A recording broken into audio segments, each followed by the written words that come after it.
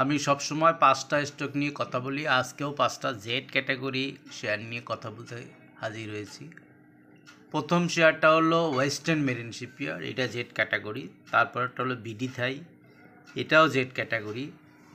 Khulna printing and packaging, এটাও Z category. Global Heavy Chemical, এটাও Z. এবং ইয়াকিন পলিমার, এটাও জেড। প্রথমে আমি ওয়েস্টার্ন মেরিন শিপইয়ার্ডের কথা বলবো। ওয়েস্টার্ন মেরিন শিপইয়ার্ড অলরেডি 4টা হল্টেড করছে। 6 টাকা 40 পয়সা থেকে শেয়ারটা একটানা বাড়তে বাড়তে 9 টাকা 20 পয়সা পর্যন্ত আসছে। আশা করি এই শেয়ারটা যেহেতু 2টা শিপ আরব আমিরাতে তারা রপ্তানি করবে, আরও 6টা শিপ তাদের রপ্তানি হওয়ার প্রক্রিয়ায় রয়েছে। তা কোম্পানির নিউজ ভালো। এবং একটা শিপ যেটা রায়হান নাম দিয়েছে, তারা এটা আরব আমিরাতে রপ্তানি করবে। এই শেয়ারটা যদিও ফেস ভ্যালু 16 টাকা 49 পয়সা এবং শেয়ার সংখ্যা পাবলিকের কাছে 54%। আশা করি এই শেয়ারটা এখান থেকে আস্তে আস্তে আপ হবে। এরপর আমি ইয়াকিন পলিমার সম্বন্ধে বলবো, যেটাকে আমরা ওয়াইপিএল নামে চিনি। ইয়াকিন পলিমার শেয়ারটা এখন আস্তে আস্তে আপ ট্রেন্ডে যাচ্ছে। সর্বনিম্ন এটা 60 টাকা বা 50 পয়সা পর্যন্ত নাম ছিল এবং সর্বোচ্চ 31 টাকা 90 পয়সা পর্যন্ত ছিল। এই শেয়ারটাও জেড ক্যাটাগরি, সাধারণত ইঞ্জিনিয়ারিং সেক্টর।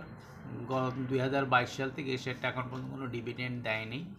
যাদের আসলে ক্যাশটা আছে বা যাদের এই শেয়ারটা আগে কেনা আছে, তারা এই শেয়ারটা আরও করে অ্যাভারেজ করতে পারে। এরপরে বিডি থাই।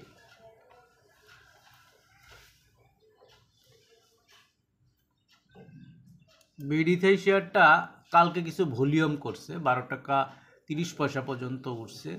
এই শেয়ারটাও নামতে নামতে একসময় 8 টাকা 20 পয়সা পর্যন্ত নামছিল এবং সর্বোচ্চ 40 টাকা 80 পয়সা পর্যন্ত উঠছিল। যেহেতু এই শেয়ারটা 2024 সালে 0.25% ক্যাশ দিছে, কিছুদিন পরে এই শেয়ারটা ক্যাটাগরি চেঞ্জ হবে। ইপিএস ক্রমান্বয়ে উন্নতির দিকে, অর্থাৎ 19 পয়সা থেকে অবনতির দিকে, 19 পয়সা থেকে 28 পয়সা মাইনাস। যদিও জেড শেয়ারগুলো যেহেতু টানতেছে, এখান থেকে এই শেয়ারটা রাইজ হতে পারে। এরপর আমি খুলনা প্যাকেজিং অ্যান্ড প্রিন্টিং সম্বন্ধে বলবো, যেটাকে কেপিপিএল নামে আমরা চিনি। কেপিপিএল শেয়ারটা আপ হইতেছে, 7 টাকা পর্যন্ত নাম ছিল এবং এই শেয়ারটা কিন্তু 59 টাকা 50 পয়সা টাচ করছে। অনেক যা বিনিয়োগকারী এই শেয়ারটায় লসে আছেন। এখন এই শেয়ারটা আবার এসে গেছে, আপের দিকে যাচ্ছে। আমি আশা করি যে কিছুদিনের মধ্যে প্রোডাকশনও চালু হবে। যদিও এটা নিউজ দেওয়া আছে যে প্রোডাকশন সম্পূর্ণ অফ। তারপরে এই শেয়ারটা এখন যেহেতু জেড ক্যাটাগরি শেয়ারগুলো এখন টানতেছে, 1 বছরই 61% পর্যন্ত পড়ে গেছে, 6 মাসে 51% পর্যন্ত পড়ে গেছে। এখন যেহেতু আবার আপ হইতেছে, আশা করি একটা ভালো জায়গায় যাওয়ার কথা।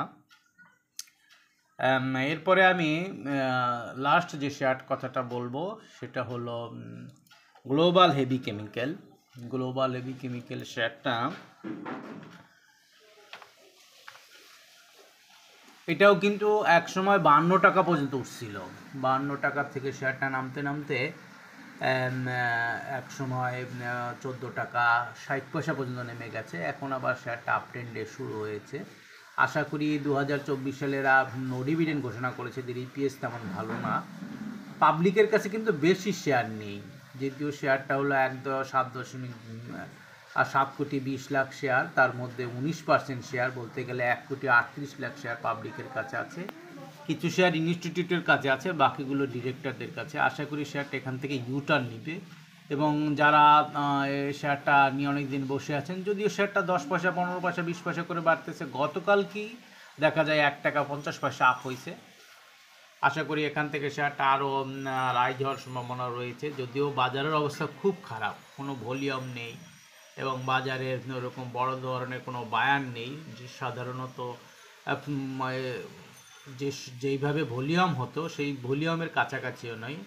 আমি মনে করি 2025 সালে এই 5টা জেড ক্যাটাগরি শেয়ার যাদের আছে তারা হয়তো বা আরও কিছুদিন অপেক্ষা করেন, আর যদি নতুন করে কেউ ক্যাশ টাকা নিয়ে বাই করতে চান তো করতে পারেন।